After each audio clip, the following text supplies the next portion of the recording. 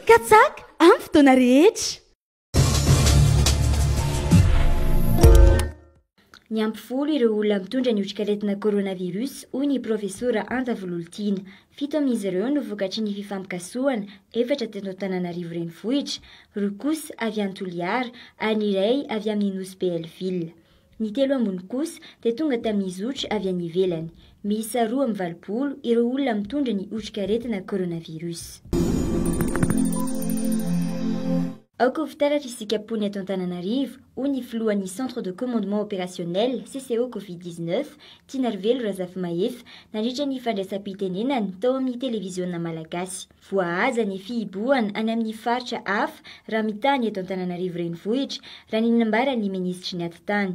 Mampirisika hatrany ny tenany mba tsy hivoaka ny trano amin'ny zavatra tsy misy dikany. Ilaina ny fandraisana andraikitry ny tsirairay amin'ny fifananarana ny hafa mba tsy hivoana ny trano.